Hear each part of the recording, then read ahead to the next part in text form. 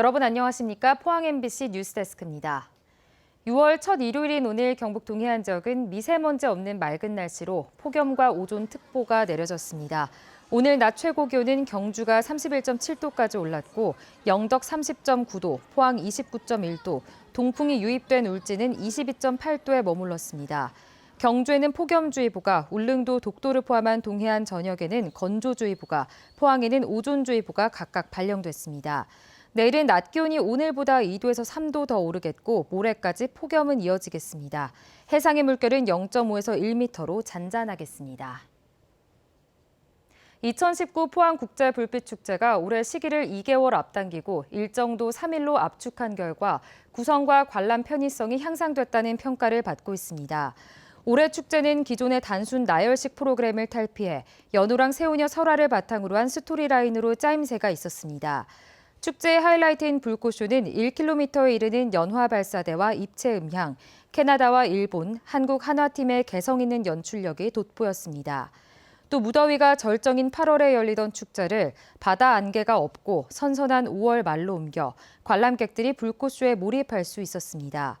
포항시는 현대적인 프로그램과 킬러 콘텐츠의 조화를 모색했다며 시민의 축제로 거듭나기 위해 참여와 아이디어를 반영하기로 했습니다. 경북교육청은 학생 중심의 교육활동 참여를 확대하기 위해 학생회 전용 공간을 마련하기로 했습니다. 공간 구축은 학생과 교사의 의견을 반영해 단순 회의 장소가 아닌 북카페처럼 머물고 싶은 공간, 구성원 간 소통의 장으로 만든다는 구상입니다.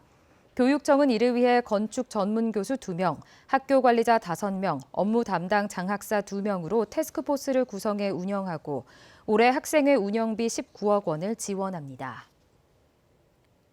경상북도는 동해 해양관측, 해상통신, 선박감시 등 다목적 해양연구시설 구축에 나섭니다. 이를 위해 한국해양과학기술원에 용역을 의뢰하고 내년에 기본 계획을 수립한 뒤 국가연구개발 사업으로 추진할 방침입니다. 이 사업이 완료되면 울릉도 독도해역 해상통신 지원과 불법 조업이나 외국 선박의 해양 감시, 기상예보 정확도 제고에 도움이 될 것으로 기대됩니다. 호국 보훈의 달을 맞아 경주 세계문화엑스포는 국가유공자와 군인, 경찰, 동반자에게도 유료 전시관에 무료로 입장할 수 있도록 했습니다. 경주 세계문화엑스포 유료 전시관은 경주타워와 엑스포 기념관, 주라기 로드 등 4곳으로 경찰증과 휴가증 등을 제시하면 됩니다. 경주 대릉원 등 사적지도 이달 한 달간 국가유공자와 참전 군인들에게 입장료를 받지 않는다고 밝혔습니다. 울진군 왕피천 유역의 막금 두전마을이 대구지방환경청으로부터 자연생태 우수마을로 재지정됐습니다. 막금 두전마을은 생태 보전이 뛰어나고 유기농 농업을 실천하는 마을로 경북에서는 인근 한농마을과 영양군 대티골마을 등 3곳이 생태 우수마을로 지정돼 운영됩니다.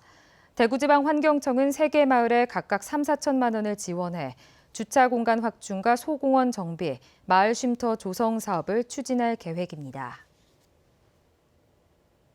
경주경찰서는 6월 한 달 동안 국도와 교통사고 다발 지역, 상습 교통법규 위반 지역을 대상으로 암행 순찰차를 운영합니다. 암행 순찰차에는 교통경찰관 2명이 탑승해 신호 위반과 중앙선 침범 등에 대해 비노출 단속을 실시합니다. 경주경찰서는 주간에 암행 순찰차를 운영한 뒤 필요할 경우 야간에도 운영할 계획입니다.